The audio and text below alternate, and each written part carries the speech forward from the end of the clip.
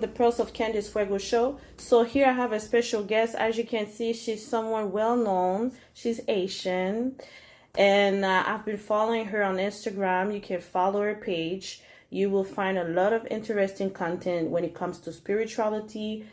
She also selling like some nice object that could be that could symbolize certain things when it comes to spiritual backgrounds related to your soul, your spirit, your family, yourself.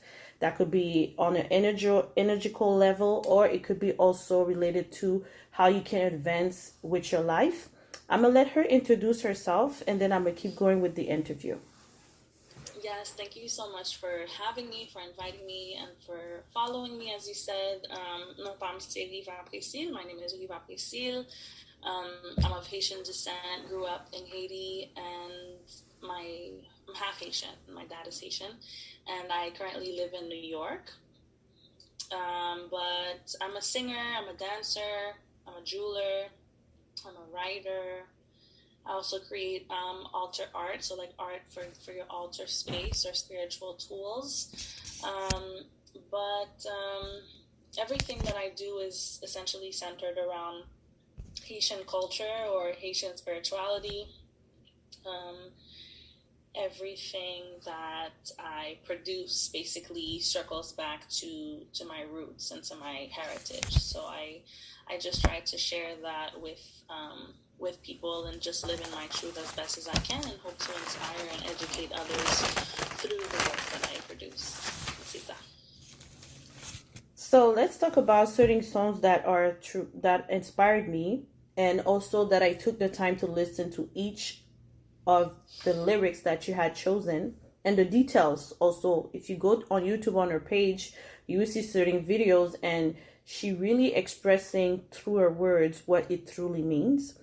And there's a song here that it's called Batala. What Batala means, by the way? So Ogu Batala is one of the various manifestations of the Loi, Ogu. So Ogu is a family of spirits, and they're hot spirits, they're fire spirits, they're the Petro spirits, which is what their category is called. And they carry different names. So Ogu Balenjo, Ogu Batala, Ogufe, Oguferai. So Ogu Batala is just a specific name for one of the fiercer Batala warriors. So he is the spirit that is summoned upon for war or for protection. He has a lot to do with our revolution. Again, he's fiery, he's hot.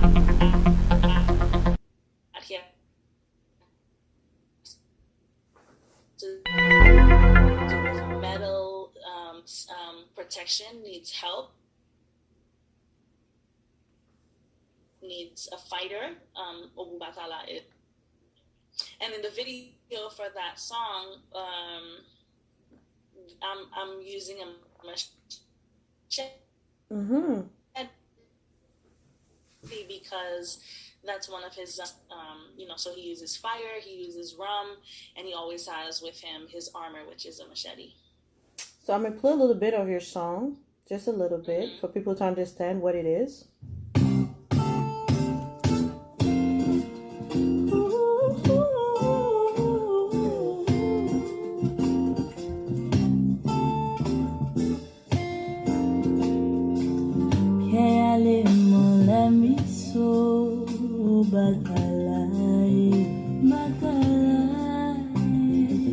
Pierre, allez, mon You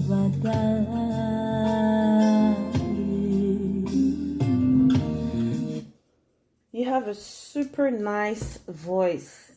I remember I was dating a man. He sent me one of a song you've been singing on Instagram that is everybody was singing to each other anyways. And I was like, oh damn, who's that girl? Me, I thought you were like a girl that's singing, you know? And then I went to find out who you truly like, who was behind that voice. And then it's weird because when I saw the video the years before, I saw your wedding. And that is when I said, yo, who's that girl, man? And then when it comes to your wedding, if we can go straight up to that subject, what came to your mind to do that wedding? Because I won't lie to you, I live in Montreal, and when I was sitting with some girls, we were eating and all that before going out, and we saw that video that was everywhere on social media, and we were like, yo, she's gangster, man. She's doing her wedding like that. Like, there's some men that would be, they'd be scared to date you or be with you. And your man being with you, that means you're truly honest with who you are, how you work. So can you talk about your wedding in general? What inspired you to do it that way? Why you did it that way? And how you met your husband? Yeah, it's important to acknowledge his contribution in it because, you know, had I married someone else, maybe it wouldn't have been that kind of wedding, most likely. Right? So it's a combination of our two spirits and our ways of living. Because when I met him, it was in 2013, and I hadn't created the album yet in mind. J'avais comme le plan, mais I didn't find anyone who was who understood my vision exactly and who could produce it. And then him, he's a musician also, and he was in New York, and he invited me to sit in on a gig of his. And when I joined him, it just everything clicked and flowed so organically, so naturally. It felt like nous parlions le même langage, and we spoke the same language musically, spiritually. We understood each other very clearly, and I felt like he saw me. And the first year we were together in 2013, he had a Gede event that I performed at. And so every year we did a Gede party, or like a fête Gede. And that's when we became official, was at our fête Gede. So le 16 November 2013, we became like officially, you know, boyfriend, girlfriend. So we kept that date, and we always tried to do it around that time. It wasn't always on that exact date, but around November. And so when we were getting married, I just suggested the idea. I said, what if we don't change our anniversary date and we keep the anniversary the same for the wedding and for our, you know, our usual anniversary? But then what if we did like a fête Gede theme? What do you think? You know, it was sort of just an idea, comme si qui ça l'a dit. And he was like, yeah, that's it. That's exactly it. He was not hesitant. He was very with it. And a lot of the ideas that I had were a little bit too far out. So he was the one who was sort of like, non, ça un petit genre exagéré, un petit genre, you know, dresser l'idée, parce que, you know, no one that I was telling the ideas to was very fond of the idea. Like my mother, for example, she was not 100% supportive. Like, I told her, you know, je vais avoir des cercueils for our guests, you know, like gifts. And she was like, no, you can't, like, you cannot, you provide, it's not an option. Like, you cannot have coffins at a wedding. I'm like, who says that? Why not? I can have it however I want to. I can rewrite things right now. So it was a radical decision, but I really wanted to go all the way with the theme because, you know, other cultures, Indian culture, Mexican culture, they go hard for their traditions. True. They don't water it down. They don't sort of like, you know, conform to what they're told. They do it how how they've been taught. But vraiment, if we think about it, on mariage haïtienne, c'est qui ça? Nous pas vraiment connaît parce que nous tellement adapté culture l'autre nation, l'autre pays que nous pas même connaît qui ça veut dire. On mariage en Haïti, c'était un mariage l'église, c'est un mariage blanc, je veux dire, because you know in Africa they have like the white wedding and the traditional wedding. Yes. We only know the white wedding, the rad blanc, costume, l'église, réception, fini.